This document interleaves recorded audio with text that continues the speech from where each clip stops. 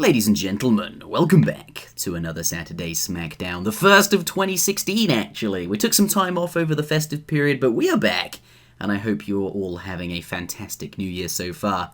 So, we return with H2O versus LordRaphael to kick the year off with. What a matchup to start a year with, two of the best players of all time. And before we get into that though, I would like to thank everybody who has subscribed to my channel recently. I believe the game went on a Steam sale or something like that because I've been seeing almost quadruple the number of people subscribing to this channel recently. So thank you all for doing that, all of you guys watching.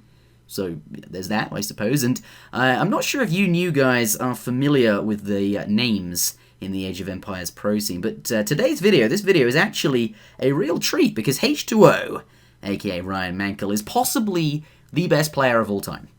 Certainly in most people's top 5. He competed in the 2007 and won the 2008 World Cyber Games for Age of Empires 3 The Asian Dynasties and has definitely had very good ladder and tournament performances since he started in 2005. Likewise, LordRaphael, a player who stopped playing competitively quite a while ago, but for the last several months actually has been back in full force, fully back into shape, and is absolutely a monster of a player, certainly one of the favourites to go ahead and win the Winter Championships, which is now underway. One of our seasonal $1,000 tournaments hosted by eso-community.net.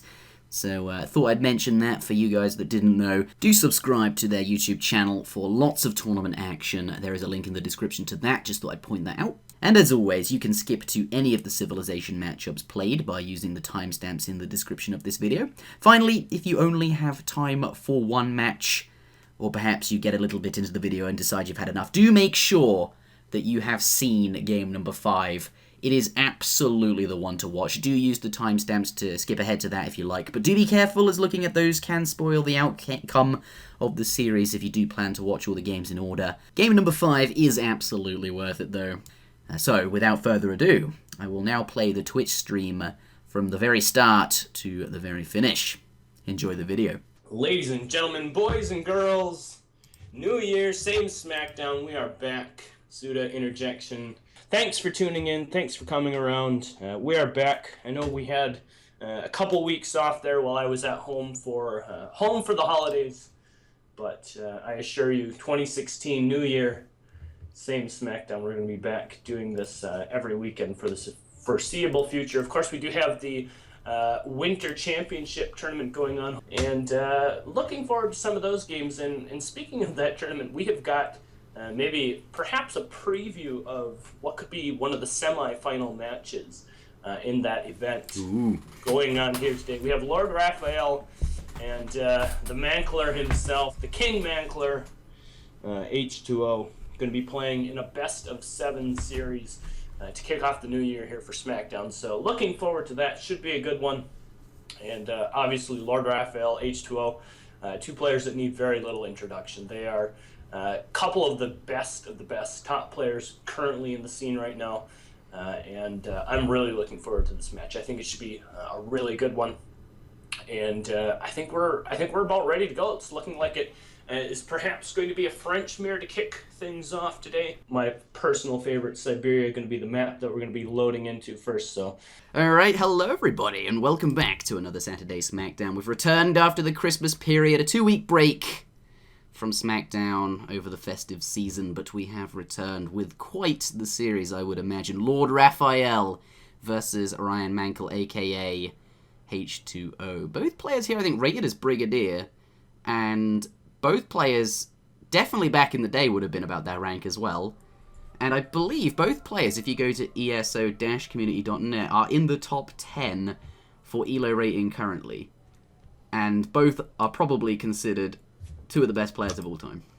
Yep. So we have quite the series today to kick this off. And this could be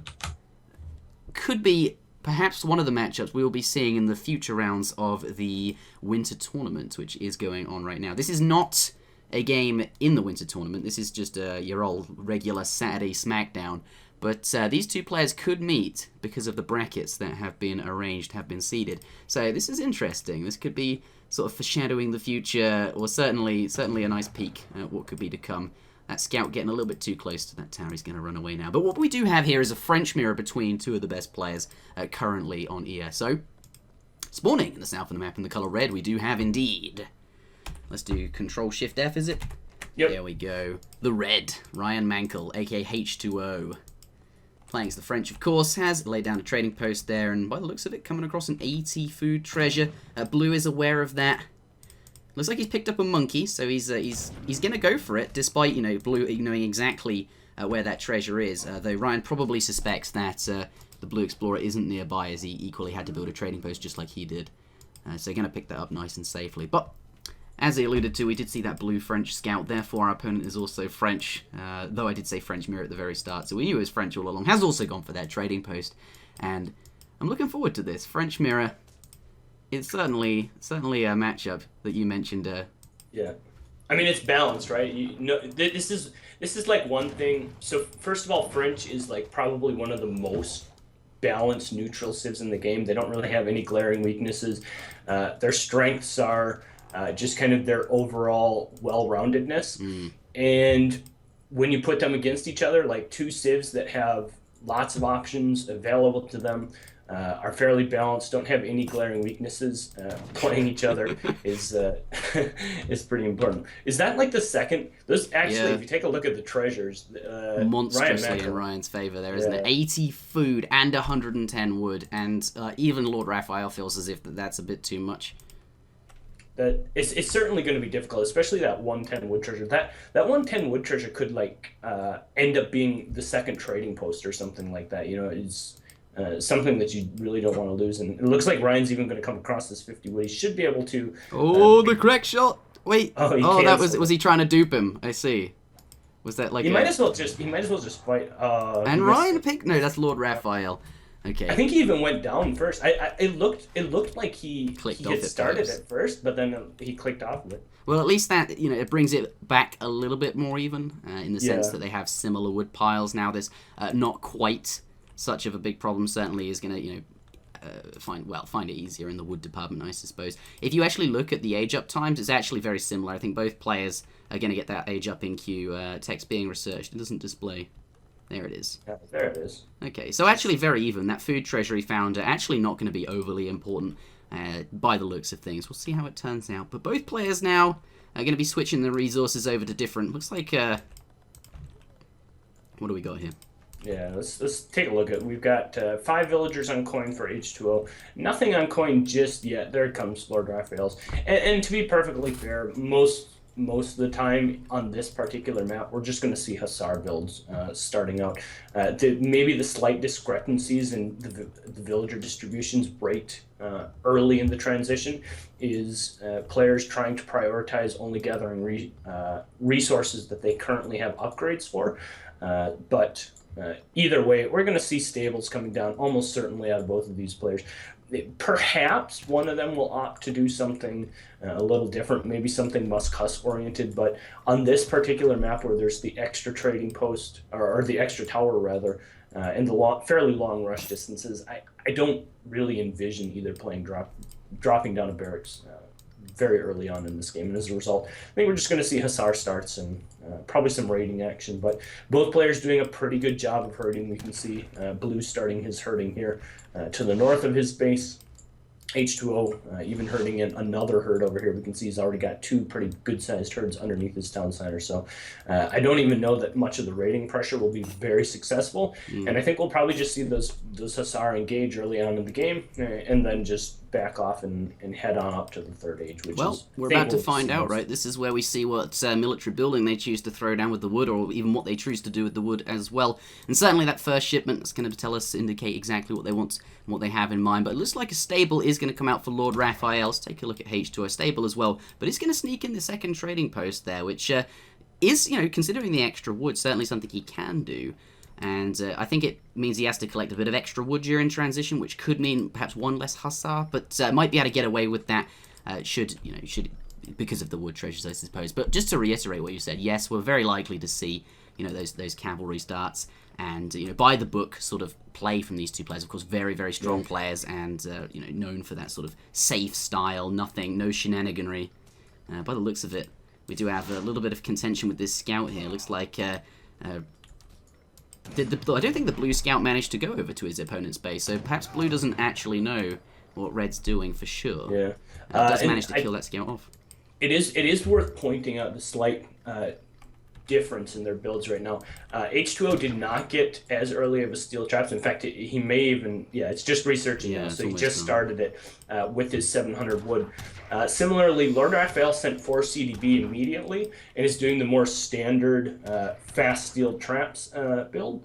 But H2O sent that 700 wood nice and early on so that he could secure the second trading post. And as a result, had to slow down his steel traps a little bit. So we can see the cards that have been sent have been the same, but they've just been switched around slightly.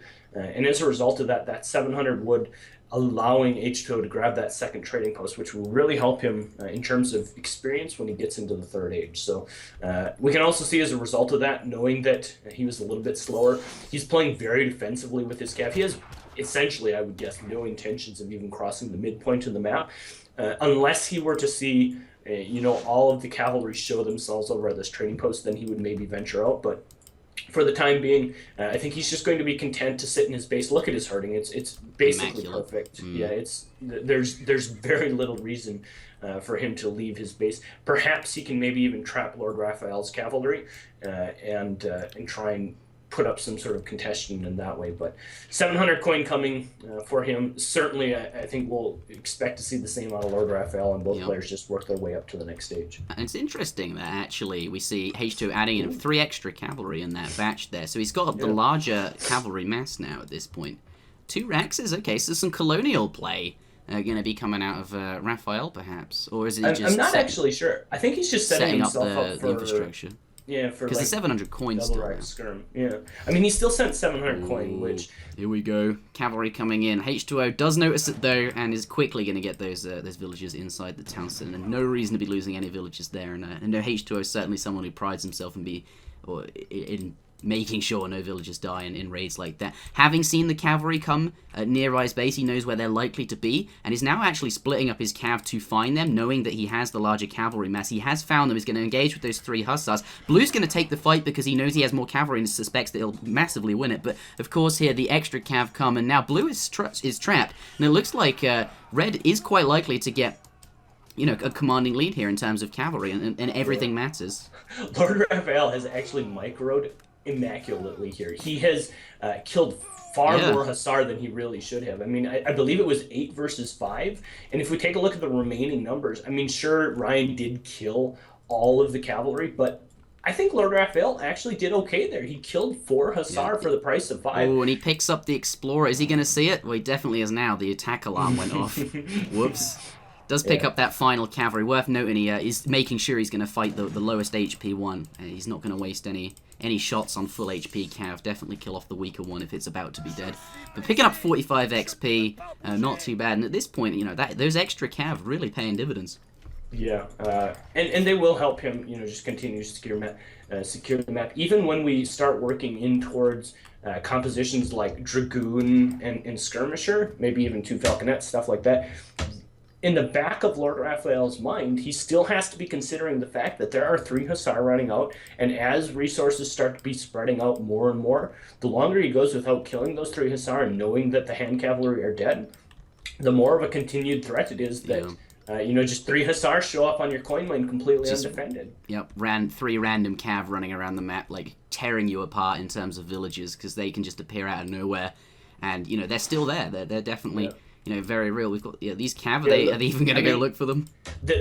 Certainly, that's what they're doing, right? Yeah. I mean, he expected some sort of raiding pressure to be coming from those 3 additional Hussar. Now we can see that H2O has worked them onto the left side of the map, but those Dragoons were tasked with trying to find them, and we can see how important LordRaphael is trying to find those cavalry just to evade any sort of additional pressure that may be coming. But looks like he's going to be okay. He's got some military, plenty of infrastructure set up over here on the left-hand side. Certainly that massive skirmishers is going to easily be able to deal with these 3 Hussar should they walk their way in, so don't think that'll be any sort of an issue for him. Absolutely. Has the military station next to his resources there, so he's absolutely okay. But 1,000 wood coming out of both players. Definitely a shipment that represents an absolute huge amount of villager seconds. Very, very efficient, and lots can be done with that. Both players starting with that. What do you think? Certainly, I mean, it's the right way to play. But what concerns me about this is LordRaphael if we take a look at the economic unit population, the military unit population, everything is bang on even for the most part, right? It's pretty much essentially the exact same.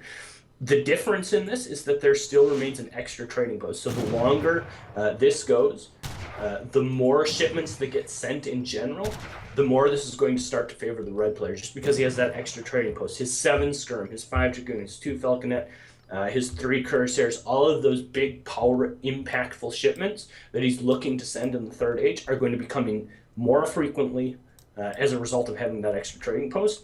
And I think LordRaphael knows that. And I think he kind of feels some pressure to go out and do something. We can see he looks like he's going to start ramping that up. Sorry, the skirm. Yeah, the military presence is coming out now. Absolutely. There's a very large skirm mass relative to it. No, it's not. There's some more dragoons there. Yeah. LordRaphael, I mean, he has more skirms at this point just because of the double racks, right? I'm pretty sure H2O, just mixed in his second racks. Now, but like you mentioned, with the 7 skirms coming in here, I think he'll be able to start engaging and perhaps even defend this extra trading site. Yeah, those dragoons don't represent particularly high attack damage there. Might be able to force his way back. Certainly has the largest skirmisher mass here, and he's making LordRaphael. Yeah, he's gonna have to get back here. He doesn't want to fight there anymore until he has more units.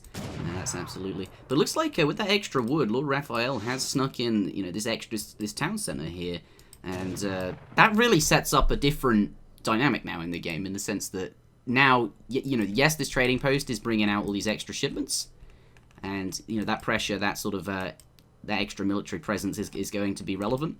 But should LordRaphael be able to, withstand it? He's now established himself as the player that, as the longer this game goes on, the more economic potential he has, and is, in that position where he wants to be tanking, effectively. Yeah. And I love the positioning of this town center. Take a look at what it all covers. It covers this extra coin mine and these hunts that are right here, but it also kind of seals off the backside of his base. If you take a look at the vision of this town center, it gives him vision of basically everything right up to the edge of the map. I mean, there's maybe 10 or so tiles that don't get covered, but his odds of seeing units sneaking around there are pretty good. And as a result, he can gather back here fairly freely without really having to run too much risk of a big invading army coming and applying a lot of pressure over there. And so, like you mentioned, that town center certainly is going to represent quite a bit of defense for him, and we'll see what H2O does as a result of that. I mean, we can see, obviously the town center and the 600 resources that it costs has ended up in a military unit discrepancy here, 80 military pop versus 62, and that's what H2O is going to have to look to try and press that difference and try and punish him for throwing up that town center. Exactly, and that that's the point. Like, yes, this town center's up. It's going to be giving that advantage over time. He's established himself as that player that wants to, as the time goes on. Yes, he's getting stronger, but equally he hasn't dealt with that extra trading post that H2O does have, and that has been granting him the extra shipments, as we pointed out. Yes, the 600 wood is not military units, and 2 falconets coming in. So here, will the extra army punish him, basically? Oh, the volleys are going to be the plus 12s everywhere. It does have the added Minutemen involved, but I'm not sure how much of an advantage that's going to give him for the time being. Certainly, actually there are 2 villages in that town center, so not really providing very much extra damage output. These cannons doing work. 2 falconets of his own pop out, though, but unfortunately, the red cannon's already set up, and of course, that was enough time to get a volley off. H2O very quick to shoot them down. Though both cannons, that actually there is one half health, so that still actually represents a lot of damage. It's going to be very difficult to kill. I think here H2O has secured this town center placement and is going to be able to tear it down. Yeah, it's looking pretty good for him right here. I mean, at the same time, the cannon has been dealt with, but there's still, take a look at the military unit population, 64 versus 24. Yeah, it's H2O certainly has a bunch of reinforcements coming in here somewhere. Maybe it's... Yeah. To his benefit, though, those dragoons represent quite a lot of the population, and they're not very relevant in this fight. It's just the skirmishers, and I think blue might have at least an even number. I think it's perhaps the stagger mode. They're a bit more spread out, so it's hard to tell. But for the time being, H2O isn't able to bring down that 10 center. It's got full health. He's got villagers nearby on that gold mine. He can pop them in there for the extra damage it represents. And for the time being, LordRaphael is okay. Cannons are neutralized, but I still think with that extra trading post, And yes, if you do look at the raw military unit population, H2O is in a good spot, and he's going to be fairly happy about that. Probably setting up, waiting for his next unit batch. And yeah, we can see here plenty of cuirassiers. 3 cuirassier shipment has been trained, plus 5 that looks like it's been, just come out of that stable there. And, that is really exactly what he needs to deal with this large skirmisher count. And it doesn't look like... There's not enough dragoons. There's not enough, no. Those skirmishers are going to, he's already picking off those dragoons, getting ready for these cuirassiers to come in. And we could honestly be looking at a game number 1 going to H2O. Yeah, this is going to be a brutal fight. I mean, H2O did a good job of pushing up his skirmishers, just backing off the dragoons as much as possible, still focusing them down very effectively. You can see 3 dropping at the same time. The skirmishers are in stagger mode, but that's not going to be enough. Pretty good control of the cuirassiers. They're just going to be able to mow down these remaining units, and as a result, this fight, and probably, as you mentioned, this game, going to go in H2O's favor. GG called by LordRaphael. Game number 1 going to the Mankler. GG, absolutely. Getting those cavalry in there and moving right away, and then making sure that they are attacking the skirmishers, keeping them, because as he's moving these skirms back and further back, and every time one dies, a cav will find a new target that might not be a skirmisher, it might be some other random unit that's just making sure they're always attacking where they need to be. I was watching the game earlier on the ESOC stream, and I saw a lot of cav moving around and not getting into the fight right away, which I found, but H2O here demonstrating exactly what you need to be doing with your units. And I think a lot of it comes down to that second trading post. If you take a look at the state of the map at the end of that game, that second trading post is still up. And if you take a look at the shipments as a result of that, take a look at just the last shipment. H2O is 1 full shipment ahead. And that's 1,000 extra resources ahead, essentially, if you calculate the value of an Age 3 shipment.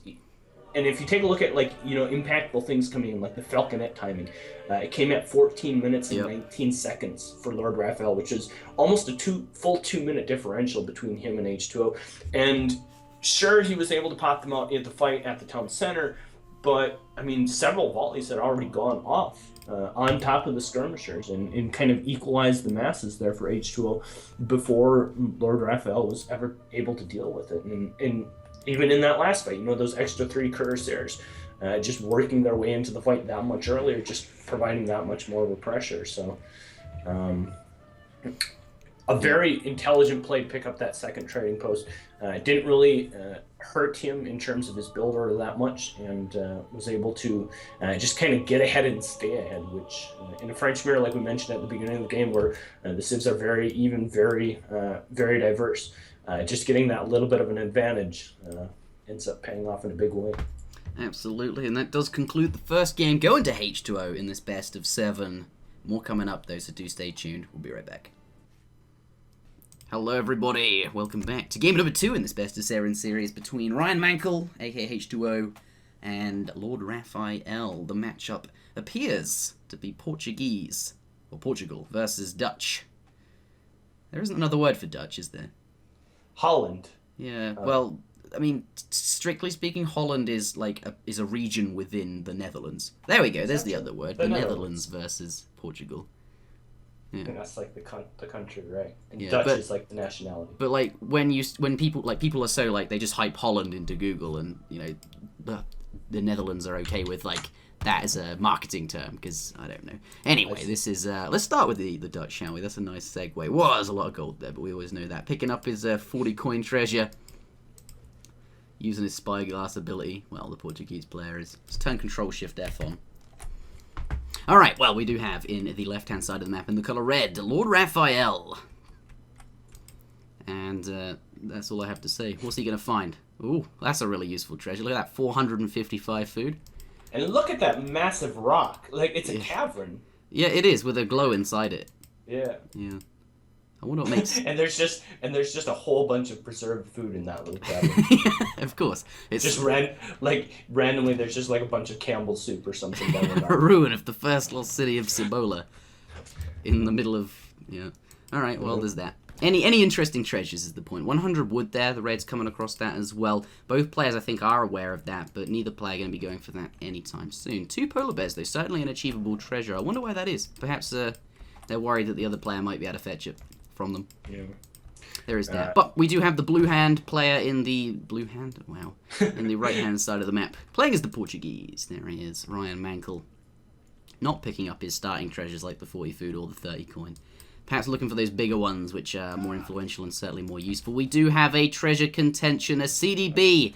The red player is cheekily waiting for Ryan to do all of the work there. This is a big treasure and means a lot in the early game. The amount of food a CDB generates over the course of the game is a lot, and this is very, very LordRaphael doing exactly what he needs to do, stand in that location to try and take it from him. And I think he... Ooh, he got it. I think he got it. Yeah, well, H2O just abandoned it. Yeah, there it is. CDB going to the red player there.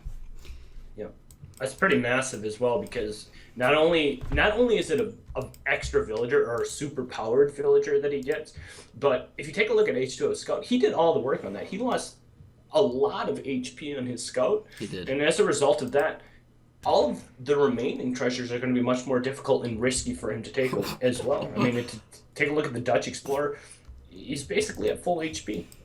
And then so as a result of that, it's going to be quite annoying for Ryan to try and take any of these other big treasures. Anything other than an immediate crack shot. Do you think even this 90 food treasure is going to be slightly risky for him to take? Yeah, he's definitely going to take a lot of HP on there. And even if he does do it well, he runs that risk of taking HP damage. And then when he goes to scout his opponent, it's not going to have as much HP on it. Could die, might not be able to see what he's up to. Certainly not as useful in those fights. Looks like that CDB is going to get involved. And, absolutely the right thing to do, because it can steal a treasure. And here, I think, is he just going to go for it anyway? Surely not. He can't. Oh, he's trying to die to I think he's trying to die to it. I think I might... Yeah, it doesn't want the red player to get the XP, wants Mother Nature to get that there. But, yeah, with this red CDB, I think LordRaphael started shooting back this hunt there towards him. I think, with a CDB so close to your enemy, is it actually viable with this? Or perhaps the best thing to do would be to walk around shooting the hunts that your opponent, your opponent's second and third hunt, just getting them further and further away from their town center, so that it's so much more awkward for them in the late game. When a villager spawns over there, because that's where you got it, that could be absolutely the right thing to do. Whereas normally it's not going to pay off if you send an ordinary villager from your town center that you create, because it's on the other side of the map and he's quite vulnerable over there. But with this one, perhaps. Yeah, it's funny you say that, because it's definitely something that you could do, and it would be a very useful way to use that resource.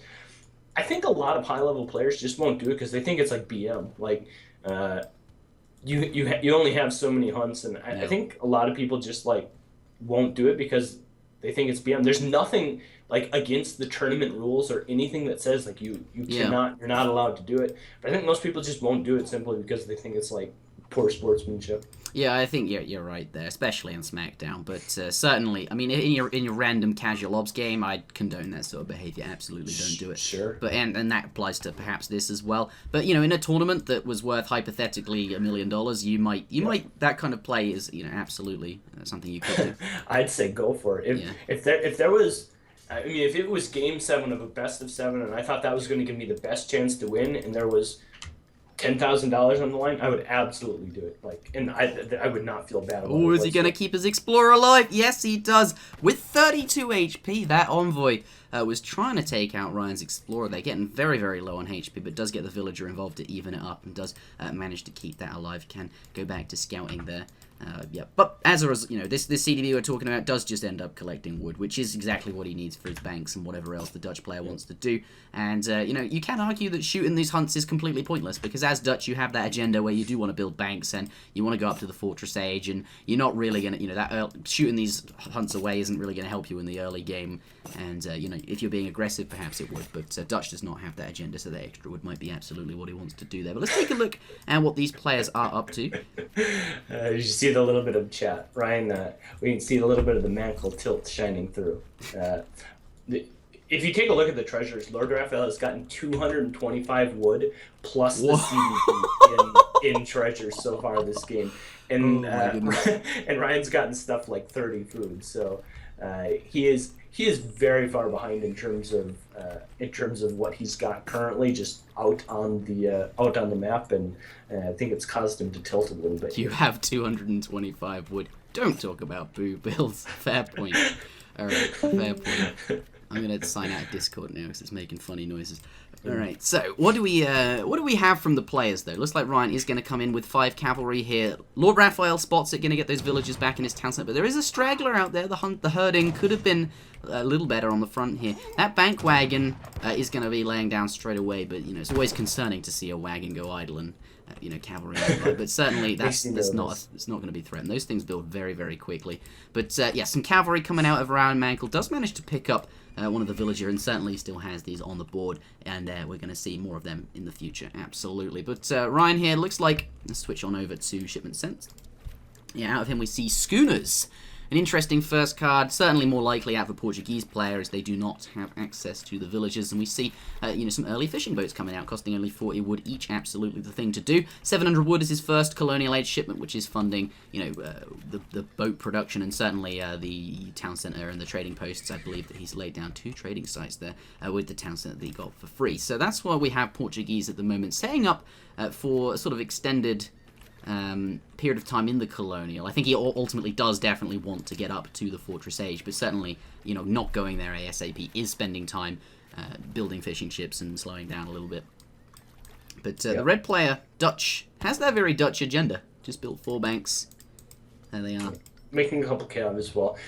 Also, I do like the fact that he's mixed in the market. To be perfectly fair, both players just playing very greedy economically. We can see, as you mentioned, H2O has both trading sites on his side of the map secured and has started a little bit of fish production as well. As a result of that, we can see both players not quite having the resources needed to age. These are going to be fairly slow semi-FFs. They're going to be very economical, but they are going to be slightly delayed in terms of just raw age time. But as a result, things could get very explosive in the third age as a result. 3 villagers. It looks like he's going to pick up one of those. It looks like it's fairly even in that sense then. Oh, he does have quite a few villagers on the top side here where they're going. But with the blue cavalry nearby, it's like, will LordRaphael stay around there? Looks like he wants to. But Minutemen are cool, and that's the danger of it, right? He's perhaps going to lose all these cav. Has slightly more than H2O, but with the Minutemen, it's certainly going to even that up. And yeah, now he doesn't have any sort of raiding potential. It's all gone. Sometimes better to get out and come back another day when you might be able to sneak in another villager kill. Does lose all the cav there. But does force the Minutemen, which is worth something. And perhaps will slow his age up time down as well. Well, perhaps just a tiny bit. Yeah. It was also the Minutemen out of the back TC, which is not as important as getting the Minutemen out of the front TC. Yeah, just because, for the most part, the more resources and the larger point of contest is going to be this front TC, the longer the game goes on. 5 more cav, though, coming in.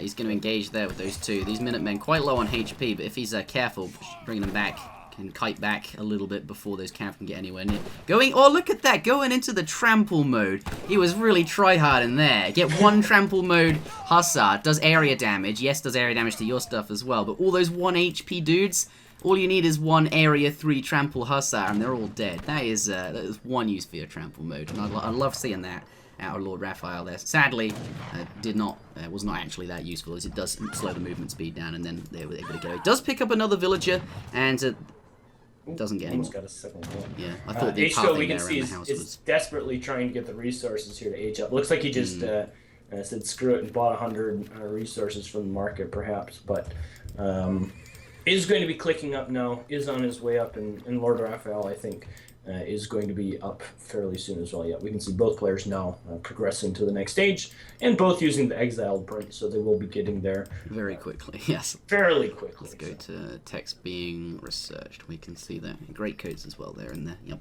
But also we see from H2O the blue trading route. All 3 that he was able to build upon. Of course, the one close to the red player is too close to the enemy town center. Has got the stagecoach upgrade as well, and is really plowing the resources in. Ooh, that town center is a wagon. Probably be fine. Yeah.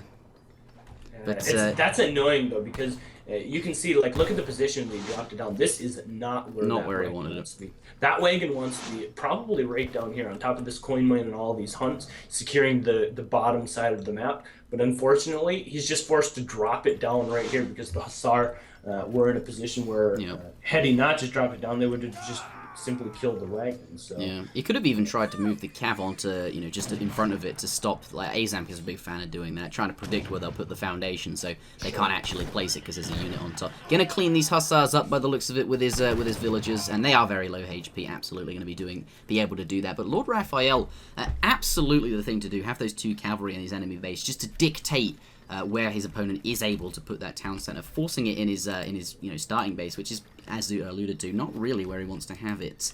8 Castadors do come out, though. The enemy has 8 skirms as well. At this point, H2O absolutely is set up to go into the long game. If you look at that eco population, 48 to 27, though if we do turn on Interjection's calculator, it is not quite as in favor as blue as it might look like.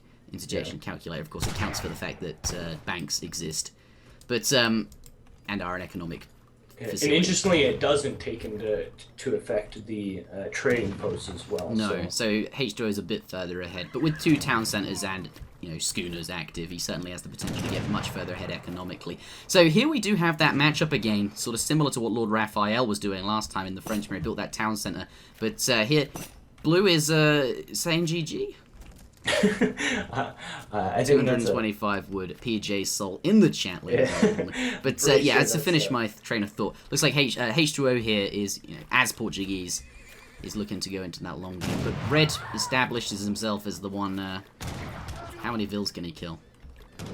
A lot is going to be the answer. There's just not really much of an answer. Minutemen going to be called, but unfortunately, just as the skirms are retreating, and this is really where not having the town center down here starts to hurt even more, right? Yep. I mean, if you take a look at the resources are starting to dry up a little bit.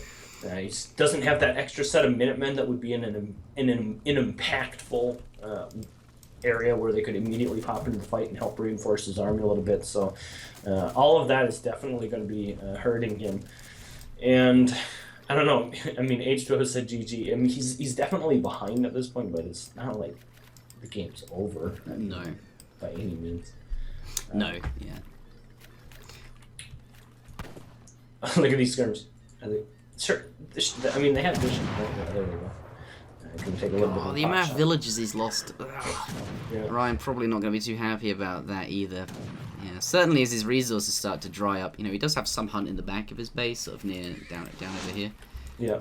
But you know, I mean, that's only like 4 animals. Yeah, there's really not very many. And because, you know, LordRaphael is established as that player with, you know, the ability to mass more units quickly, as H2O is trying to get that economy working. You know, units are coming out a little bit. Has less of them, perhaps. Having said that, though, he's got more military unit population. Anyway, the point I was going to make is that Red is you know, able to control these resources, and that's exactly what he wants to do. Yeah, I don't think H2O... The counter push, though. Here we go. I don't think Lots of stray skirmishes. Yeah, I don't think he knows like how good his army is in comparison. Plus, he's got all these veteran hussars, which are going to be fairly difficult to deal with. There's not a ton of Reuter here. No, there really aren't, and Reuters aren't nearly as good as dragoons either. It's worth remembering. And here, you know, if he can get those hussars into hand combat with those dragoons, that's actually really good for him. You know, hussars actually do good damage to everything. So Reuters, they want to be behind doing damage. And here, just pushing forward, slamming the units into him, and LordRaphael trying to get back, trying to kite his way back, but really not too working out. These hussars on top of him, absolutely slaughtering his way through these skirms, and now without any Reuters at all, they're just toast. And look at the sheer number of units he has as well. The Zuta theorem of more numbers wins, more stuff. The more stuff principle is shining through in full force, and even more veteran hussars like starting to power their way through. Like I don't know what H2O was thinking. Maybe he was trying to throw LordRaphael. It's just like saying GG sad faces are like a tactical. You think I'm behind, but I'm not. I'll never expect. But I mean, behind this, the whole time he's had uncontested sea. He's lost some villagers, sure, to some pressure, but it's not like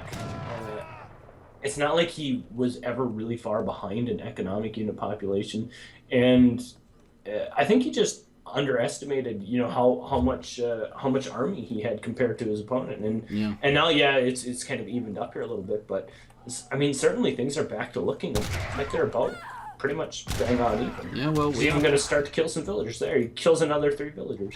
Yeah, picking them up definitely. Interestingly, only one dockle this time. What do you think of that? Yeah, I actually like that, just because if we take off the fog very briefly, there's not a ton of fish on this map, and if you overboom, then you just end up with A ton of boats. eating up that. Yeah, it's just a ton of boats that end up just sitting there. But if you take a look at this, I mean, he's only built like 10 fishing ships. They're able to gather the fish there for quite some time still, and I think that's really about all he needs. You know, you can maybe add in another 3 or 4 or so, but. Eventually, he's going to want to transition his whole army onto some sort of land army, anyways.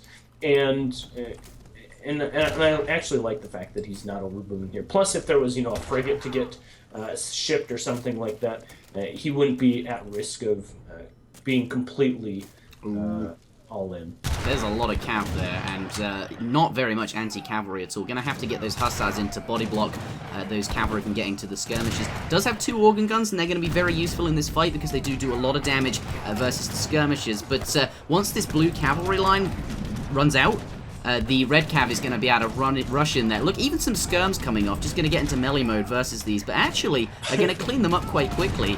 And that melee mode damage is not range damage. No, that's kind of gone. He could have been using that. The cav do come through and pick up the cannons, though.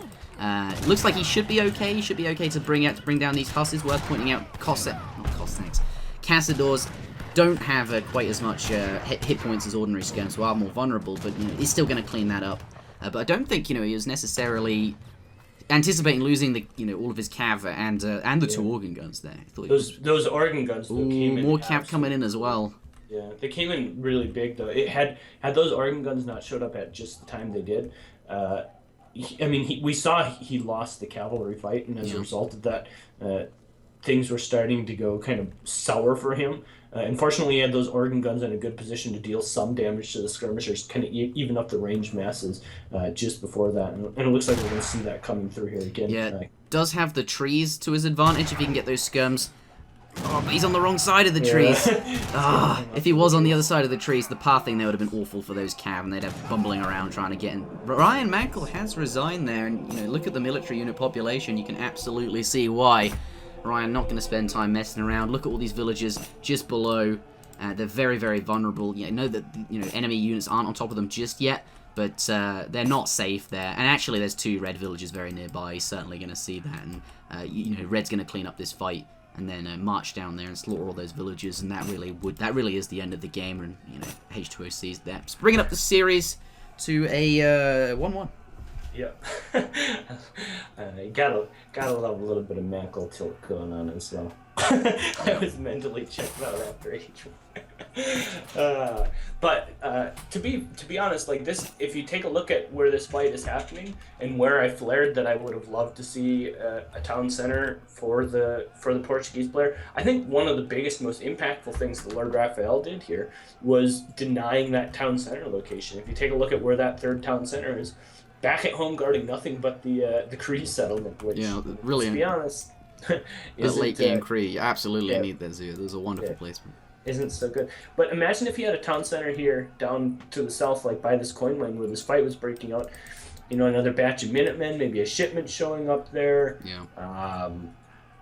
Somewhere for his villagers to hide. Yeah. The ability to garrison, doing some damage, having a shooting building, etc. All that stuff would have been very impactful and certainly would have helped. It's hard to say, but I think that was a fairly good move there by LordRaphael, sneaking in right when that wagon was popping out and denying the location of it. Yep, absolutely. Concludes game number 2, 1-1. This series is shaping up. It's heating up. Ladies and gentlemen, welcome back to game number 3 in this best of 7 series between H2O and LordRaphael. The India Mirror, by the looks of it. H2O would prefer to play mirrors, and LordRaphael is going to indulge in that as well. I think both players very, very competent and happy to play mirrors. Both very mechanically good at the game, and certainly we'll see how this shapes up. So spawning on the right-hand side of the map in the color blue, we do have Ryan Mankel, aka H2O. Then we have 4 wood crates, and a food crate, and that will absolutely be the same for his opponent as well. Let's turn on Control Shift F and see Any treasures, actually, that they might come across before we put Control-Shift-F on? Blue? Absolutely not. Nothing. Really. Red? Has he found anything? Working with a dry map. Oh, it looks like he's going to do a trading TP post. Yeah, with both? I've seen some of the Japanese guys do this before, where they build. Specifically, when I say Japanese guys, I've seen Bonang do a build similar to this. Is he going to get the trading post, though? Here we go! Ooh! It's close, isn't it? I don't think it's going to happen, I don't think it's going to make it, no. Oh, didn't need those 2 elephants after all. Just missed it. Very sad. But, yeah. But we have to think of the consequences of that trading post as well. So not only did he miss the first XP pass, which is going to slow down, or it's not going to slow down his card. It's just going to mean he's not going to have it probably too much faster than H2O is. Yeah. But he's going to have to chop a lot more wood. If you think about it, he has to chop the wood. That was 2 villages worth of wood, wasn't it?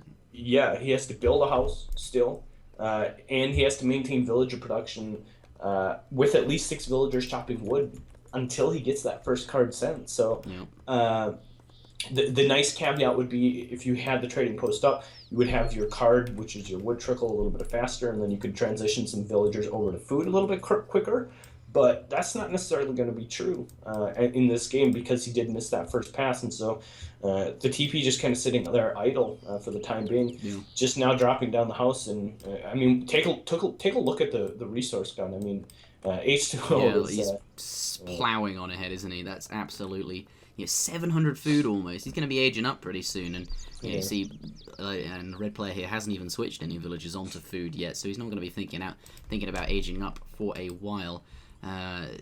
Looks like actually Ryan Mankel on 10-10. Do you think he identified the trading post there and thought to himself, "Ha, I'm going to go for a 10-10 and punish you for that"? I mean, it's possible, but it's hard. He did chop a little bit of wood, I believe. So what? Perhaps he did. Maybe he did. He did think the trading post is going down. No. That doesn't make too much sense though, because it's difficult to really see that. He only gathered 5. Yeah. I think he just decided he was going to 10-10 and and that's really interesting. It's especially going to be good in this matchup. Delaying that age up, just makes it inherently stronger, this style of play. But it's interesting as well because H2O really not a big fan of this style of India. He's criticized it before, saying that the more economically driven style is a lot more safe, consistent, is just stronger overall. So interesting to see that come out from him. I don't think LordRaphael necessarily are going to be expecting that. Hasn't had those. He doesn't know he's aging up. He's going to see this Agrifort now for the first time, and this is going to be a surprise to him. We'll have to see how he reacts to that.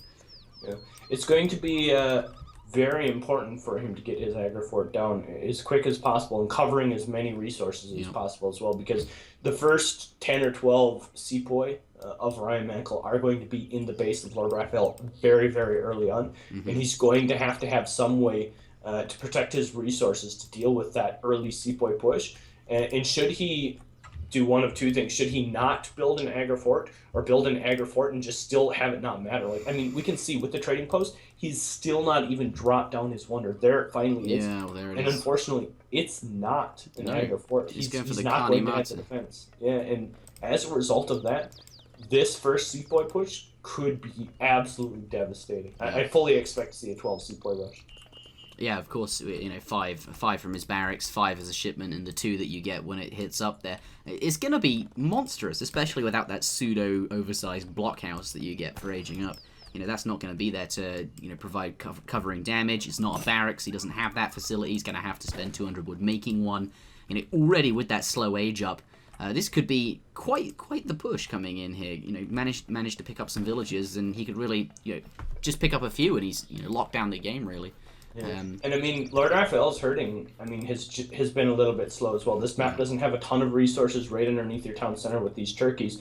And we can see he's trying to herd these hunts as much as possible. Yeah. Fortunately for him, he does have a fairly safe one behind his town center, but the remaining hunts are still a very long ways away from this town center, and we can see, these 2 Sepoy starting to work their way on over. Yeah, they're going to head on over, do some damage to this trading post whilst they wait for their brothers to arrive from the town center and from the home city, and being trained there. 4 Sepoy coming in, does get us a volley off on the old elephants there. And I think at this point, yeah, they're now going to converge and try and get some damage on the villagers. Yes, his herding hasn't been wonderful, but he does have that herd in the back, which is reasonable. It does look like, gonna pick up 2 villagers, maybe 3. Oh, he's gonna get all 3 of those, yeah. Yeah, and that almost justifies the 10-10. The villager detriment it gives is completely made up for now, in the sense that, instead of building his own economy, he has disrupted his opponents with a fast, aggressive strategy here. Really, really paying off. Another villager going down. These elephants gonna get quite low if they get involved. Looks like there's, that house not even gonna get finished. If he goes a little bit further, he'll notice that and could, deny like 80 wood. Basically, and that's a lot of wood. And this is a horrible situation now for LordRaphael. We can see his hunts are just spread to the wind. Look at all those deer starting to roam back to their starting spawn locations. Going to lose a house, which is just more wood that he can't afford to lose, and the pressure. Bill's build up. Can't gather any resources, especially these crates. They're just sitting there as massive pockets of resources he needs to get into his bank to be able to spend to actually stabilize. And if he can't do that, he's in a real trouble. So here, just chilling with his units nearby, stopping the villagers coming out, and we'll see perhaps reinforcing units soon as well. But if he stays there too long, certainly we'll run out of Sepoy. But that's probably okay, because the amount of damage he's doing economically here is absolutely just. Another villager picks up the house there. This is quite. I don't know if LordRaphael is going to be too happy about this.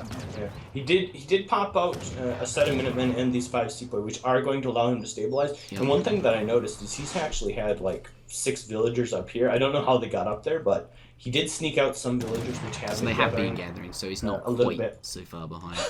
And also, I don't know if you saw this, but this elephant has been chasing this villager around for like 2 minutes. Yeah. Well, keeping tabs on him, on his location, and eventually he'll die, I suppose. If nothing else, Centuries coming out. He may run him into that top set of villagers as well. That's true, and then he'll know where they are. Good. Perhaps that's not a great idea for LordRaphael to lead him to his comrades. This is actually really bad. 4 Sours are here, and H2O will almost certainly see this, and when he sees that, the 4 Sours can just run up there. Yeah, redirect. I think here he's going to finish up perhaps that villager there, try and finish up these irregulars. And then he's absolutely, try to go and head off those. I would imagine he knows they're there if he was looking. Certainly walk past them. The question is, did he notice or not? Yeah. And the answer is, well, he's going to see the dead hunt and probably notice at some point. But this is just standard India build order. A quick, cheeky, very very cheeky, and perhaps a little bit cheesy strategy coming out of H2O there. Look at that. H2O knows that. You go TP first every game. Yeah. This is a read. Like this is something that only happens, like on a high level where you can play towards the other player's tendency. Ryan has played LordRaphael probably loads of times, and he's probably watched him play India, on streams before, and has a read on how he plays. And look at it. He says he knows you do TP first every game, Karnimati every game. And he just picked a build order that's going to punish That's very good against it. So, perhaps not cheesy at all, really. This is just an excellent read and absolutely what you ought to be doing, metagaming your opponent if you can. Well, and I mean, if you think of what LordRaphael's build is good at, it's good against what H2O's more standard style is, right? With the defensive aggro fort and just playing the kind of consulate market eco-focused Ottoman consulate style. This is just a more greedy version of that. If your opponent is doing that, then you can do the same thing, but mix in the Karnimata and an extra TP as well, right? Which just puts you slightly further ahead. Yeah. And H2O recognizing that his opponent is probably going to try and play to his tendencies with this build that apparently he has scouted out. And it's getting heated in the chat there. I want to chill out and get a cool beverage. I don't know. This is heating up. Nice gamble. It's getting retarded how much luck you had. Ooh.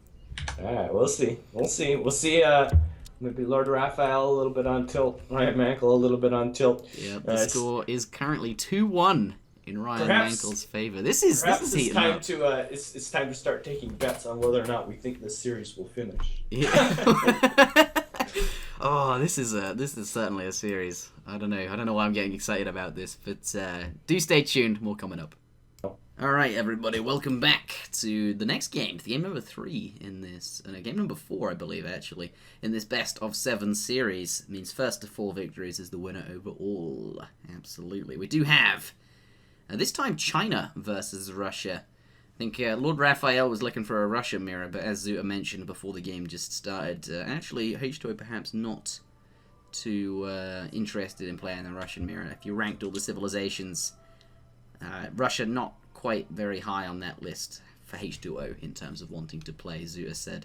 So it did click in as China. Looks like LordRaphael has accepted this matchup. China versus Russia on the beautiful, as I always mention, Manchuria. I think one of wonderful map. No more needs to be said on that. But in the south of the map. Garchuria. You know, there's like Guard to California and like. So this needs to be like Garchuria. Garchuria, alright. Garchuria. Alright, we can call it that. Absolutely. Alright, well, there's a village. Splendid. Excellent work. What's he doing? Taking a look for some yaks. Nicely done. Wandering across I'm glad you mentioned the yaks, because that's gonna be really important. Take a look at where H2O's scout immediately started working towards. The top side of the map. He's looking for the cows that are on LordRaphael's side of the map and going to be trying to secure as many of those as possible. And because he is playing China and he does have the ability to fatten them at his villages, yeah, true. Getting them is going to be very, very important for him. Certainly don't fatten as quickly, but how often does anyone build a livestock pen? This is, it's big time. Can only put 5 on there, but looks like that's really the amount he's going to get. Exactly 5, so probably going to be quite happy about. Looks like he's going to escort this final yak back home in not true ZutaZuta style. Zuta would not. that yak probably would have been deleted right now if it were ZutaZuta piloting the Chinese civilization. Yeah. There is a stray yak over here, but it's only one yak remaining. But in the north of the map, in the colour red, we do have LordRaphael leaving his coin crate on the floor. Certainly doesn't need that for the time being. Any interesting treasures should we look for? There's a couple of coin treasures that, actually plenty of coin treasures. The red has just left. Could run around and start grabbing up these small coin treasures. I think H2O's agenda was to find the yaks. There aren't that many big treasures on this map, though. He is standing there at 85 wood treasure. Perhaps we'll see some LordRaphael calling him out for his luck. Yeah. Well, to be perfectly fair, LordRaphael can't really complain about treasures after the Hudson Bay game, because he actually got one of the more insane sets of treasures I've ever seen. Yeah. Like 225 wood and a CDB. That's like almost an H2 shipment, in terms of value. Not quite, but it's still. Well, CDB plus that much wood is eventually an H2 shipment, I suppose. Northern refugees does arrive, though. 2 villages, and of course the town centre. 3 villages shipment, very standard things out of China, and is swiftly approaching the food he needs to be aging up with. Well, actually, LordRaphael is more quickly approaching that food number. 14 vill age up from LordRaphael, worth mentioning. Not going to do so any sort of slow age up or economically. Has to be up a bit quicker. Which I think is completely standard in this matchup. Probably just wants to try and get up into Russia's face. And I think we'll see, a couple of villagers even walking forward here to put down a forward blockhouse at some point in the fairly near future. Although, nothing moving forward just yet. So I think, H2O is going to be roving this center portion of the map, expecting perhaps those villagers, and nothing being sent just yet. So there could still be, some sort of economic play in LordRaphael's mind, perhaps 700 wood, but no, there go the villagers, it looks like. These 3 have been selected as the building committee. The chosen ones, the building committee. The building committee. Yeah, they've received orders from the cursor that follows around the screen. Yep. Is that what villagers do? Do you think oh shit, look busy, the cursor's coming back? It's coming back, quick, chop wood, chop wood. Yeah, that's where idle villagers come from. Yep. Yeah.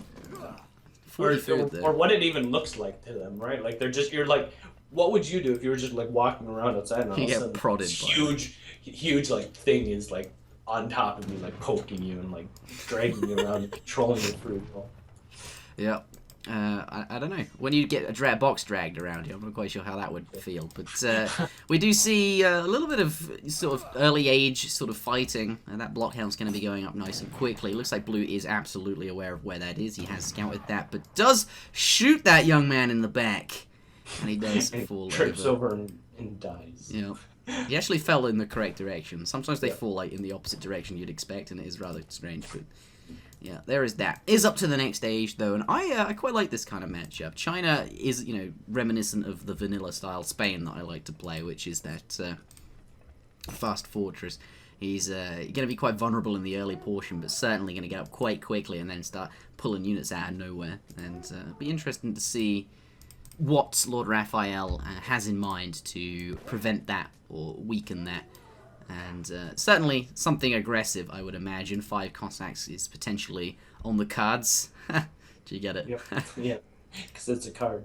Yeah. Interesting. Look at 13 Strellet, and he's got 10 Strellet in queue as well. So looks like he's just going to go with a whole bunch of ranged infantry and just try and idle him with the ranged units instead of doing any sort of raiding. Yeah. I mean, like, they're still... yeah, I mean, they still do provide a threat at the very least. Not able to kill a villager overly quick. It does get a pop of regulars called here as well, which is going to perhaps slow H2O down a little bit. We can see his coin has hit the floor. It's on the ground, ready to be picked up. We can also see a couple of yaks here withering away that have been killed a little bit. And this may force him to, you know, build some disciples or maybe even ship H2 canoe or something like that. H2O is in a little bit of an awkward situation here where he still has to gather quite a few resources to be able to age. It looks like disciples probably being trained here, going to be able to try and push back some of these ranged units, but still, I mean, if you take a look at his resources, yeah, they're like coyote runners technically. They're labelled as... That's true. Yeah. They're actually labelled as being good against infantry, so... well, not that they have multipliers, but certainly an adequate choice there. But what do you think of the skirmishes here? Yeah, I mean, I just don't feel like it's going to work. I feel like eventually the town center and the disciples and the monk are just going to push back the ranged units enough that it's not going to be overly beneficial. I do think it will be a mistake if H2O ages up with the porcelain tower here. I think that will be an incorrect play, and we can see correspondingly does drop down the Confucian Academy, which is absolutely the right action. He's going to need military units, and the porcelain tower just does not offer that. Sure, it's a great bonus in terms of the resources that it represents, but it's just not going to allow you to hold on against this pressure. We can see. Look at the sponging of the villagers there, and, you know, getting them out into do hand combat when they're right next to the village. And getting that monk involved. Looks like he's, you know, going to adequately force away these strelets. Got some cavalry coming out as well. Yeah. And he's been doing a very good job of keeping everything safe here. And even the couple units of the standard army are going to be coming in here, very large as well. Yep. Has used all of his minutemen, has been idling his villagers quite a bit. But if you take a look at the villager counts, LordRaphael, I mean, really doesn't have that many villagers. I mean, he's at, what, 21 villagers or something like that, 22 villagers, 23 villagers. Yep. Not a ton of villagers, to be perfectly frank. H2O about even, and has the age up in queue. And at the end of the day, the age up is online. It's not going to be able to be stopped at this point, which is perhaps what LordRaphael was wishing with this early aggression. And as a result of that, tough road ahead here for him to be playing catch up here. Once that age up finishes, the 8 arquebusiers are going to come. He still has a couple remnant 2 canoe and step rider here from the early game as well. And as a result of that, this is maybe the do or die push. Yeah, sentries. Look at that, right in the spot in between the village and the town center. You know, blocking the entry to those choke canoes. They are all going down now. Is it? I don't know how many. There's only 2 cav left, so really not much of a threat at all. Nicely done there. Is now up. Do have the arquebusier come out, and that extra range that they represent. He's now going to be able to kite these strelets all day long, and they're just going to have to leave because they don't have enough range to deal with the arquebusier. Is now safely up to the next age, and economy is looking very, very even. Military population looking fairly even. I mean, red is certainly ahead, but I don't think that's going to stay like that for very long. Considering China is China and is able to pull units out of nowhere. Shipment's going to be coming out pretty soon, and representing those extra teched units, Fortress Age units, which are just stronger and certainly very effective against Russia, especially Arquebusier, which Russia really can't deal with. Skirmish is tough to deal with. Yeah, with the age 2 Russian player, absolutely right. Skirmishers are a tough unit to deal with.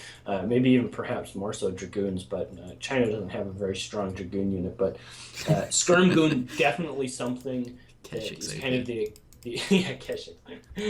But ZutaZuta, you're forgetting about the Keshik and how strong of a unit it is. Yeah, I meant what I said when I said Russia does not have a Dragoon unit.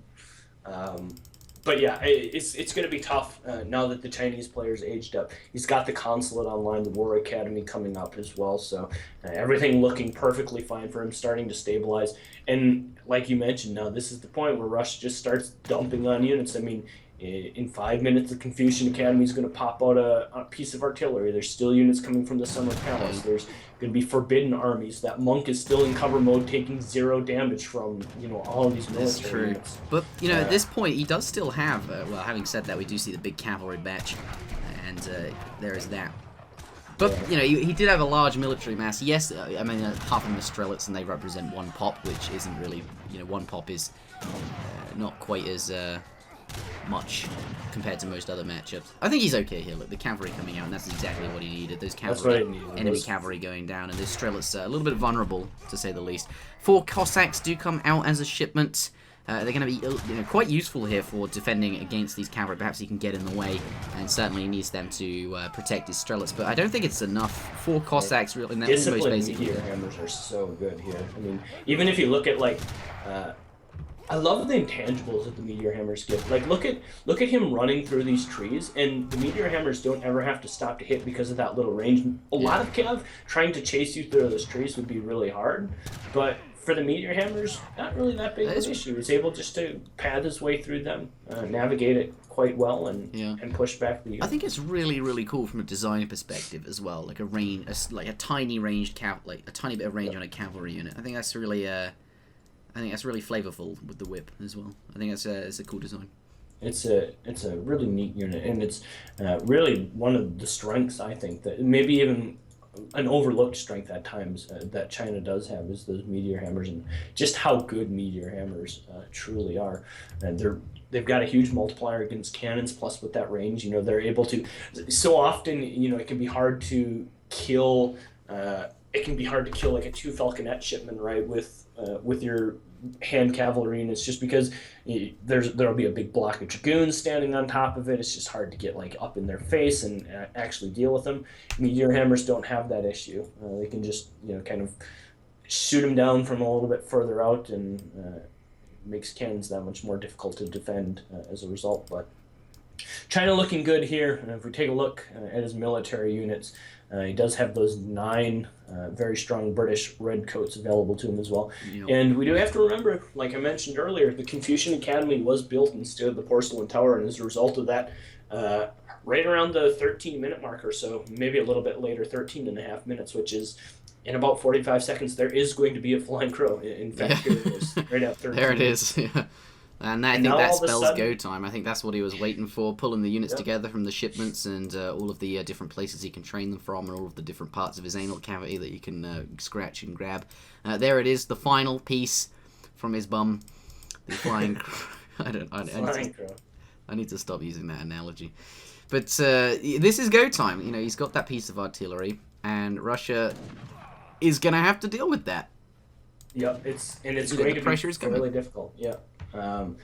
Fortunately, he did build a stable and has been reinforcing with Cossacks, which is, I think, a mistake that a lot of Russian players would have here. They would just be continuing to make only infantry and not have enough Cossacks. But that Flying Crow still represents about 2 Falconets worth of damage, and we can see the Blockhouse no match immediately dropping. And now all of a sudden, Russia on the back foot only has the one military structure to continue training units out of, and China is out on the map, and this is a very scary position to be in at this point for LordRaphael. Yeah, absolutely. I mean, he does actually have a second stable, but you know, just the facility to train cavalry isn't enough here. Is rebuilding that blockhouse, and absolutely is going to have to do that. Notably, it's a lot slower to build a blockhouse because it's technically an outpost as well. But yeah, that is a facet of this. He's on the back foot.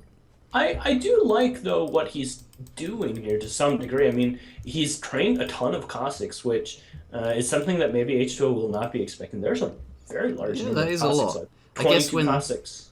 He did have 2 stables this whole time. Yeah, he's managed to push these out. You know, they're going to clean up those meteor hammers quite nicely, actually. And he does have some Changdaos mixed in. Those are going to be quite threatening. And actually, I'm not entirely certain. Yeah, half that Cossack batch trying to get away there. Caught out a little bit. I thought, you know, he might be able to clean up the enemy, you know, the blue cavalry, and then, you know, it's just a large mass of ranged infantry and a flying crow that are quite vulnerable. Yes, he does have those musketeers mixed in, and, you know, they're not really overly threatened because those are very strong anti-cavalry, which he could put in hand combat if he really needed to. Of course, he wants to run them around with the rest of his ranged infantry in one group and fire at range, but certainly they were there. But, you know, it wasn't even able to take out the cavalry with these Changdao mixed in, those really strong anti-cavalry. This large cavalry mass doesn't seem to have been overly useful, and actually just lost half of it there. Another town centre coming down, and at this point, you know, Ryan, up to the 3rd age, has a more military unit population, has, yes, less economic potential, but I don't think that's going to stay like that, considering the location of his army here, forcing the red player away off his hunt, and I think here, just starving his opponent out, using his military advantage to control the resources, and you know, laying down a town centre of his own, just going to play it super safe, considering the tech advantage and the ability he has to take hold of the map. Yeah, and I just want to go back briefly to what I really liked what LordRaphael was trying to do there. He had so many Cossacks and so many ranged units, and then he had sent Boyars as well, which is a really, really good card when you're making Strellet and Cossack. But it kind of got caught out a little bit there and kind of threw away like what he was trying to work with. But I did really like what he was trying to do there. I think it was very close to working, and maybe had he just fought with everything there instead of, you know, kind of trying to split up and raid a little bit. Like, look at this now. Very, very even military unit population. Could still be potentially good. I mean, those Strelets represent 1 pop, and so do those redcoats, I suppose, and the power level between the two is quite drastic. But you know, with Boyars, it's effectively like a Fortress Age upgrade, and you could do some work here. I mean, there is a Flying Crow mixed in. That artillery going to be hard to deal with, and there is a town centre nearby, so I really don't think an engagement is going to be healthy for him here. But yeah, no, he has Boyars active, and that's a very, very efficient, you know, upgrading Strelets and Cossacks by 15% in both attack and hit points. It's a monstrous shipment, probably one of the best colonial shipments in the game, and certainly for Russia. It looks like we do have a battle, a raging war. About to occur. The Flying Crow Flying Crow on the front there, it's not really where he wants it. No. Yeah. But I think he's going to be okay. Realistically, all he really needed to do Manchu popping out there. If he wasn't okay before, he absolutely is now. Irregulars as well. Manchu going to make short work of these Cossacks here. What a bloodbath, though. Yeah, there are units dropping from all sides. Honestly, this is the kind of fight that Russia really wants, but it's not going to be at the right time. Second Manchu just come in. Second Village is getting involved as well. He knows that this is do or die. If he can't win this here, he can't control any resources, and then he can't win the game. GG coming out. Looks like this fight is in favor of blue. If we just let this, you know, roll for 20 seconds longer, there'd be no red units left. And then, where is red gathering? Very, very exposed on this coin mine. I don't think, you know, his food is very, very exposed as well. Blue going to clean up those locations, and that does spell the end of the game, bringing the score up to 3-1 in Bryony's favor. Blue favor. Brady boy. China on livestock maps is just lol. I like his assessment of China on livestock maps.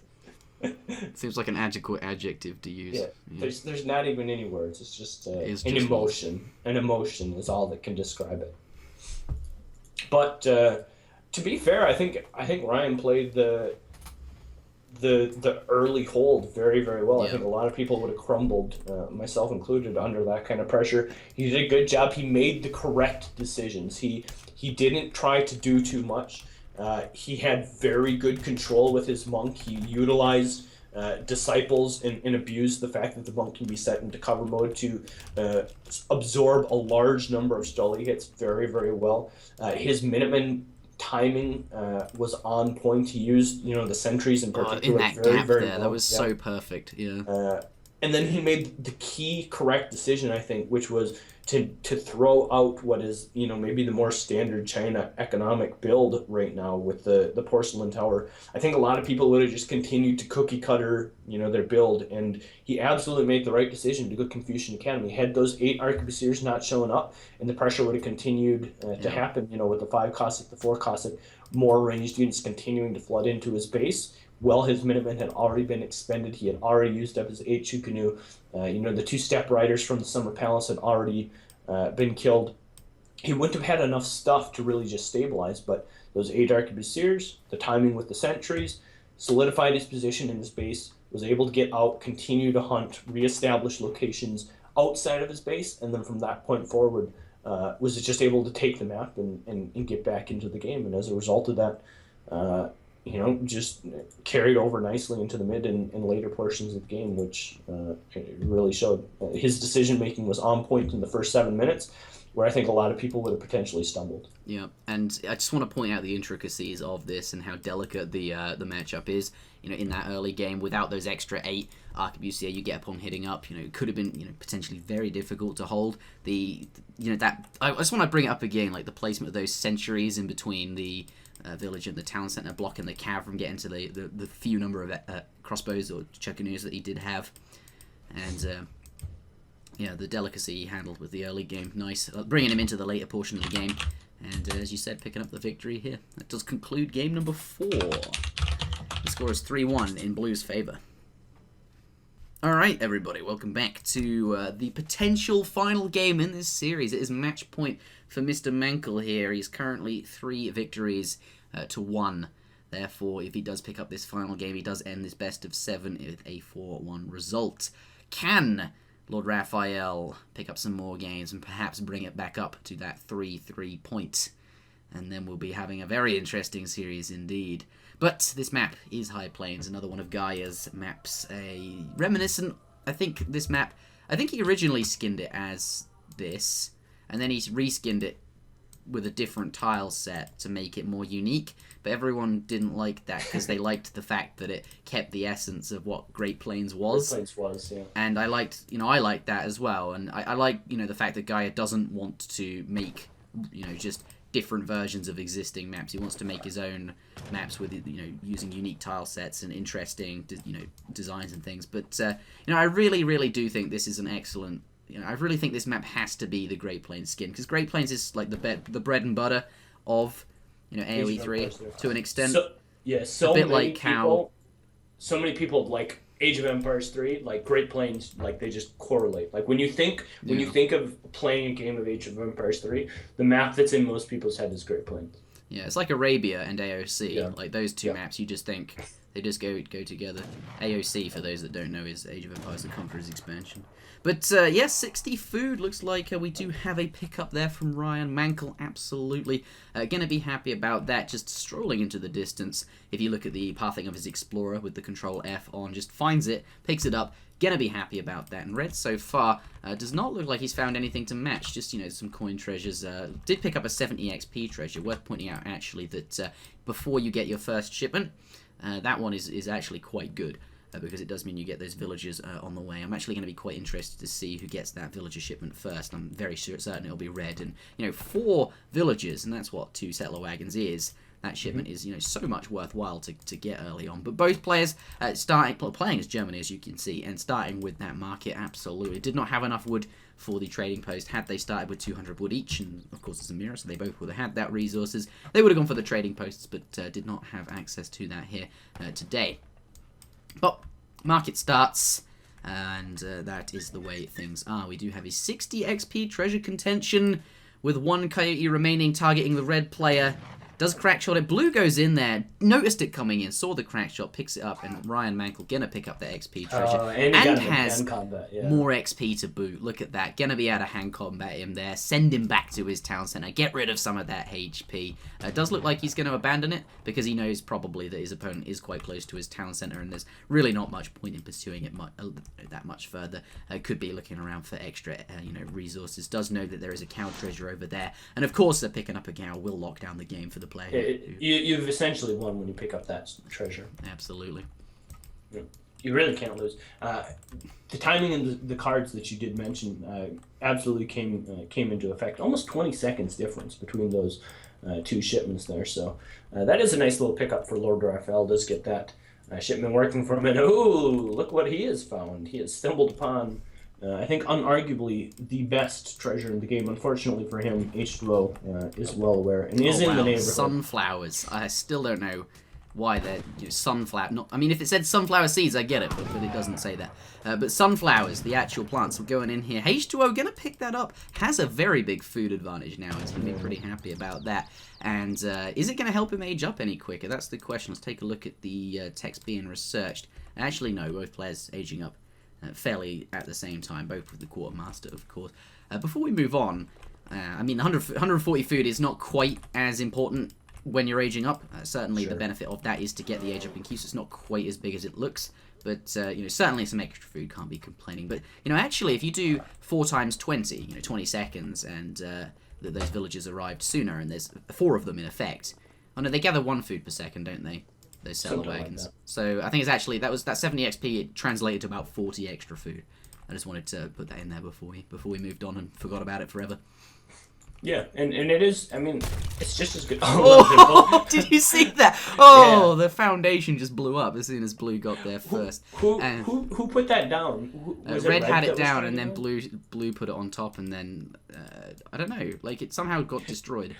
I think it's because H2O clicked on it. Like his first volley of his siege went down the second that it got the foundation got placed, and so it just killed it because of the extra multiplier that you get. Yeah. LordRaphael has to be so frustrated things are just not going his way this game. He's lost the 140 food treasure, lost his trading post site to that was kind of abusing per player as well, but. And now he's gotten caught into hand combat mode here once again. Yeah, he knew where that explorer was going, right? And that was absolutely the place to go. Knew he had low HP from earlier, and knew he was going to build that trading post because he had to go and walk over there. Again, absolutely the right thing to do. Ultimately, having to build the trading post in the location that he did isn't a huge deal. Because it's not really going to delay the XP that he'll get. That travel man will still pass just in time, but it is further away from his base, which is worth pointing out. The one he wanted to build was right next to his base, really the closest one, much more defendable. And this one is out on a limb. He's going to have to go a bit further out to go and protect that should he need to. It's not quite as easy, and definitely something to consider. But yeah, I think here the bigger problem in the short term is certainly losing that explorer. Right, he's getting very low on HP. Does have the 2 Ulan coming out as a facet of playing Germany and getting that first shipment. And is H2O realizing that and trying to get away, but it's too late?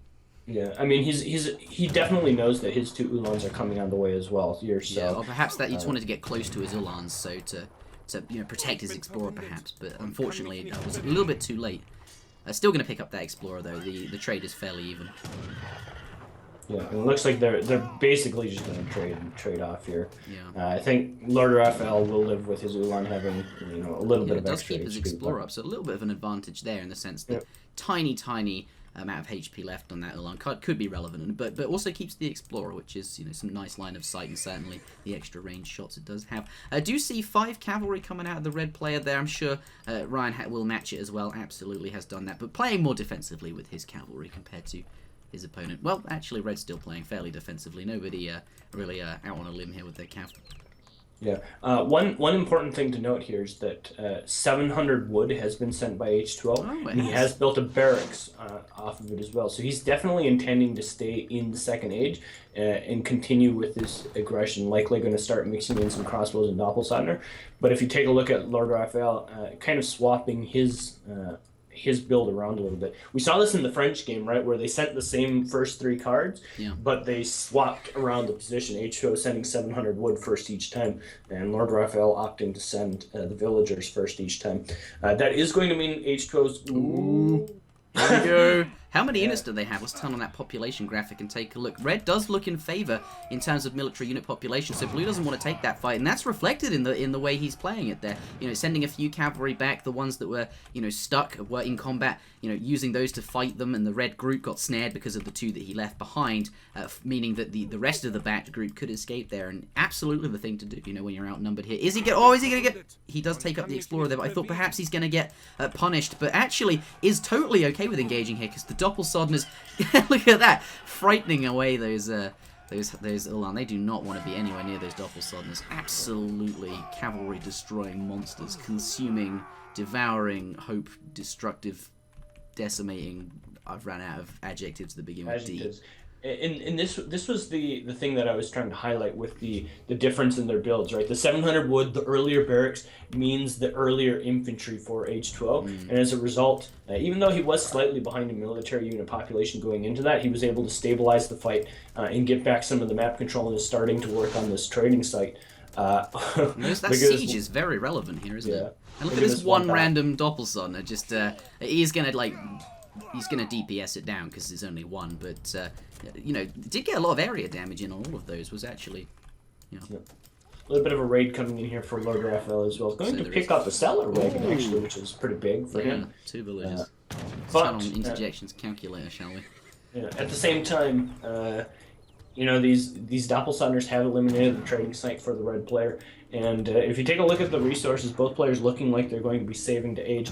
LordRaphael, though, has not made any Doppelsatners here. So if these 3 Dops do continue to, you know, start coming in here and pressuring while they're both aging, potentially, you know, like a house or maybe the market or something like that could potentially come under siege and cause a little bit of issue for him as well. And look at this up here.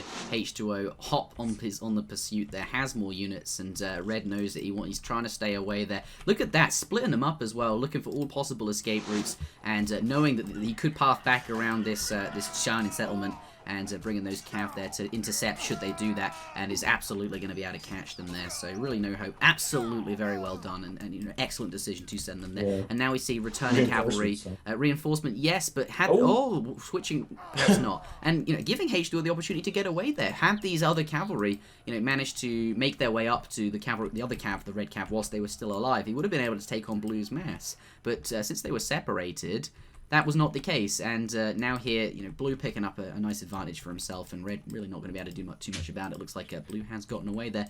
What are those Doppelsodners up to? Yeah, they did a little bit of a raid back at home, made a couple villagers go idle. I really would have liked to seen him just start sieging down one of these houses. I reckon he could have gotten one fairly easily, but I think he wanted to come back and try and help keep most of his Ulan alive by just adding a little bit of support with those 2. Is he going to pick up these again with the nice cheeky intercept? I think he is. Look at that. PogChamp and these Minutemen coming in. He's absolutely going to win this fight, hands down. Those Doppelsodners we mentioned, yeah, he could have done some siege. It looks like they are coming in. Could be interesting, see what they're up to. But, you know, you can't argue with the fact that he did take out his opponent's trading post and his still stands. So, certainly very useful there. And he did manage to protect his cavalry mass. You know, without those, his inferior-sized cavalry would have definitely... Well, to be fair, the reason his cavalry was less big was because he made Doppelsodners, but that's not the point. I also do want to point out another slight difference in the builds. H2O did send 700 coin, whereas LordRaphael just gathered the resources with the extra 2 settler wagons. So if you take a look at the economic unit population, yes, LordRaphael is further ahead, but look at the remaining amount of coin in H2O's base. He still has a solid 1,200 extra coin in his base, versus look at where LordRaphael is going to have to gather here. I mean, his next coin mine is very, very extended. And yes, he does have the military unit population in his advantage right now, so it's not going to be the worst thing in the world, But realistically, should he lose a fight, he's got his villagers just that much more extended this early on in the game, which could be problematic for him moving forward. Yeah, especially considering the location of the mines on the map. Certainly something to consider as well when you're gobbling it all up in the early game. But at this point in time, it's not that meaningful. Certainly could be later on, absolutely. At this point in the game, though, looks like Red is a little bit further ahead in terms of economic unit population. 40 units there, and I think that's a fast set. Some of the, picking up that settler wagon early on did Blue. Blue does have a trading post, Red does not. We'll see how much that pays off for him, but I believe both players now up to Fortress Age. Yes, obviously, they both have... Jesus, interjection. Yeah, they have skirmishers. They do, yeah. Unless you send early skirms, but that's a French card. Yeah. Oh, we have some skirmishers out on a limb there. We do. Maybe they can get back in the trees, and that will be something they could do. But where is the defense here? The Yulans, quite far away, and these cavalry already got a surround on these skirmishers. Not what he wants at all. Only one war wagon. Does he have anything units in queue? Yes, he has war wagons in queue, but they need to arrive right now. There they are. 3 war wagons coming out. Might be okay now as a direct result of that. These things very strong against, of course, the cavalry here. I think he's going to be okay because a lot of those cav are stuck in those trees, not doing damage to the skirmishers where they need to be, and the war wagons arrive just in time. Doesn't have Minutemen. They are, though, fighting there, but I think it's going to be okay. Wow, that was a close shave for those skirmishers. Still really close, especially now with the skirmishers coming in from the backside. Going to be able to clean up the out-of-place war wagons. And now look at these veteran Moonlights just continuing to plug away on top of all these ranged units. Not only does H2O have to survive this fight, though, but he has to be able to push back out of his base here as well, which is going to be more and more difficult. Yeah, lost a lot more skirmishers than he was probably hoping to, and that was just a result, direct result really, of his cavalry being a bit out of position. They were quite far. Well, not really the cavalry being out of position, more the skirmishers, being on the front a little bit extended, where they could have been, in the town directly, whilst those cavalry were away from home doing what cavalry like to do. It does come out in a position where he hasn't didn't lose all the skirmishers. I think certainly, players not quite as experienced, that could have happened to them. Here does have skirmishers remaining, and certainly is still in a position to go and take the game, but really did lose more skirmishers than he wanted to. Having said that, though, we do have perhaps the counter skirmisher destruction coming in here. Only 3 cavalry to block this. Yeah, 3 cav just going to completely ignore and go straight to the skirms. And remember what I said about the coin mines. This is the point that having your coin lanes be so far extended is really going to suck, because these skirmishers are definitely going to fall. Here come Black Riders. That could not have come at a better time, because he could have done it. Could have came 20 seconds earlier. Yeah, but I mean, at the very least, he's going to be able to deal with these ones. I mean, look at where his villagers are still gathering coin from. Yeah, they're so extended. Yeah, they're gonna get beaten up by those.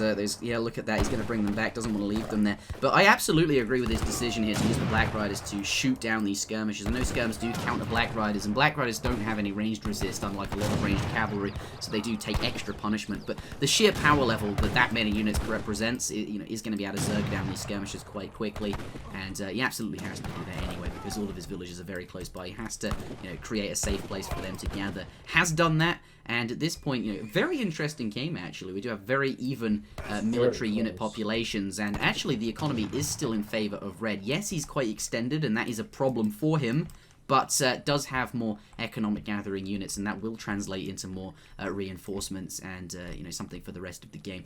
Worth pointing out, H2O, does sort of similarly have more trading posts, which does, perhaps might counteract that extra economy for the time being with the extra shipments. But as the game progresses, those shipments will become less and less relevant. And here we do have, coin mines extended for H2O as well, but I think he's going to be able to defend that. Yeah, he should be able to push it back. He's got a couple skirmishers in here as well that are going to be able to kind of deal with the Black Riders, but things are just all spread out here. 7 skirms that coming military unit population, his deficit is being reversed. Yeah, it looks like he's going to be okay.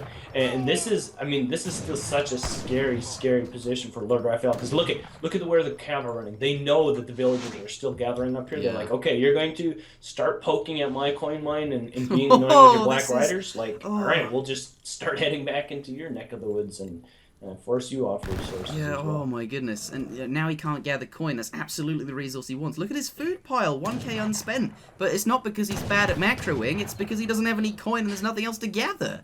Yeah, I mean, he's just forced to gather off hunts. Yeah, and he did send Black Riders. That's probably a facet of having That's less his next coin mine. Yeah. It's behind enemy lines. Isn't that like, both players' next coin mine?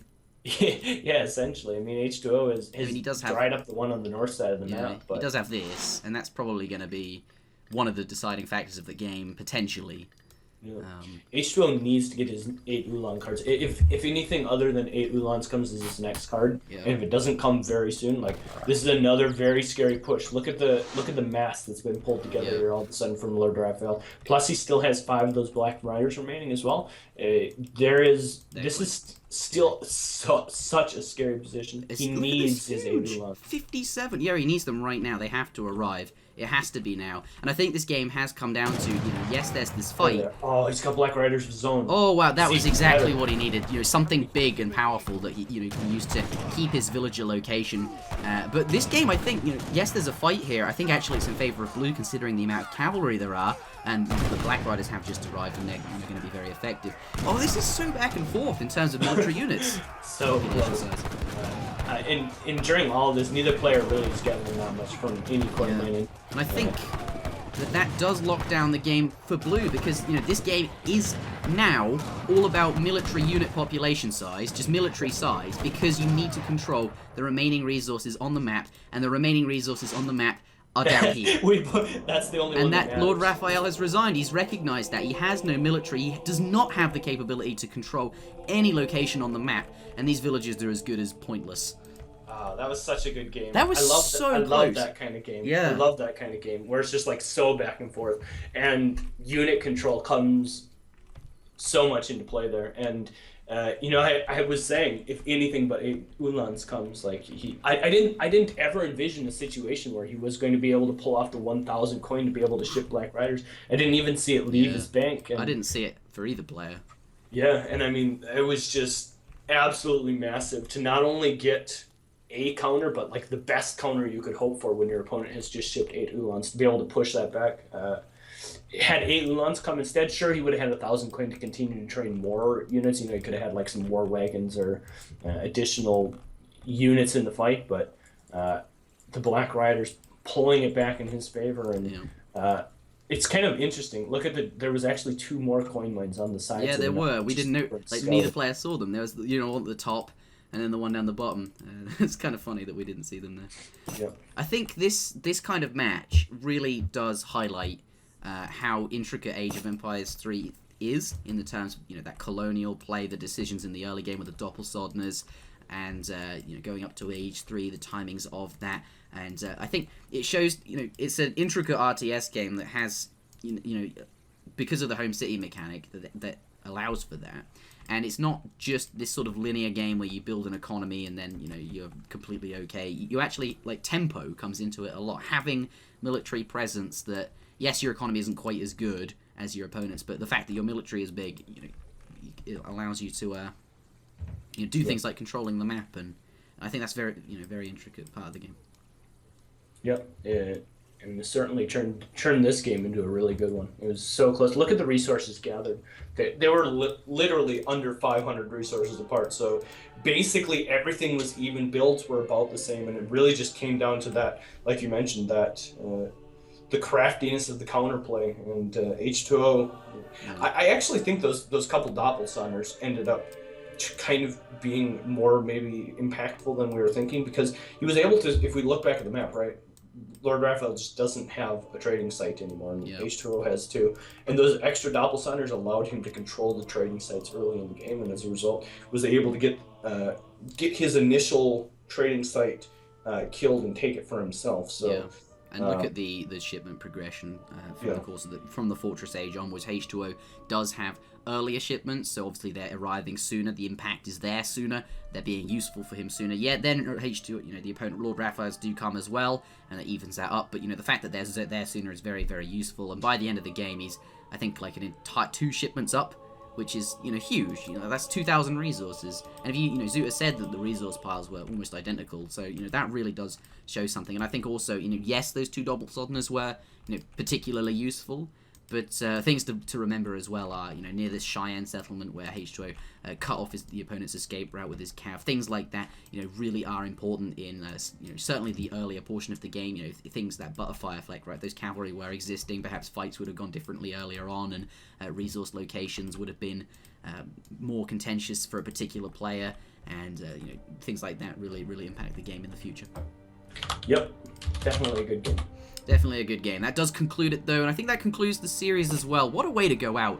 4-1 in favor of H2O there, and perhaps these players will meet in the winter tournament. Perhaps they won't. We shall see. It was an interesting series, though. Thanks for watching, and do leave a like if you enjoyed it. We'll see you all again next time.